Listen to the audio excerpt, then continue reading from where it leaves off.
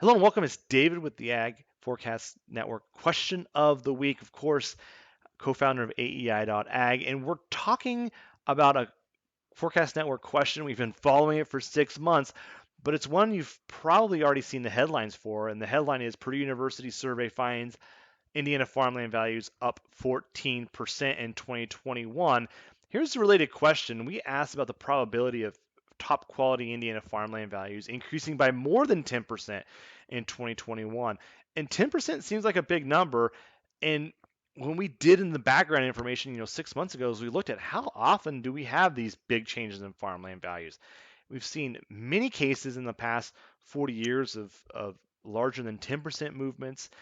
And what we notice is that when farmland values move a lot in this survey, it's usually more than 15%. And we saw such increases, more than 15% occur 4 times in the last 15 years. So this year's 14% movement is a big movement on the surface, but relative to what we've seen in the past, it's kind of a long ways away from this big 20+% increase we saw back in 2011.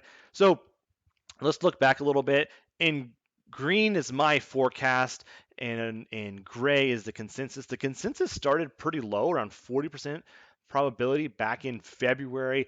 It steadily increased as the outlook improved. And of course, it's the combination of strong commodity prices, the strong profit outlook, and the low interest rates that was fueling the anticipation of strong farmland value movements and the reality.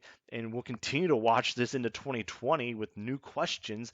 But as you can see, the consensus peaked at about 80% and then started fluctuating a little bit as the commodity markets moved around in those summer months. My score was in the 67th percentile, meaning a third of Forecast Network users had a better score than myself. And this tells us, and we dug into this in an article we wrote for the premium users, there were some really strong forecasts out there. About 1/4 of Forecast Network users had a forecast in the last few weeks that was greater than 80% probability. So, of course, this is a really great question to highlight the benefits of the Forecast Network tool. If you read this headline and this was sort of breaking news and it caught you flat footed, you're not alone, but there's a better way that you can be consuming this type of content information. The Forecast Network users for this question, they were able to think about this many months ago. They were reading content about this, and they were forming their expectations. They were benchmarking versus the consensus. They knew this idea that really 15% movements were what really moved a lot in the markets here. And of course, when they got this piece of information, it wasn't breaking news. It was that piece of the puzzle they were anticipating, and so they could drop this into their expectations about the farm economy and how things are moving forward. So, congratulations to those with the top score. We have those users out there. This is one of our more popular questions, so lots of users for this one. So lots of top scores, those in the top 90th percentile. If you didn't have a chance to participate in this question, I invite you to join the Forecast Network through our free trial.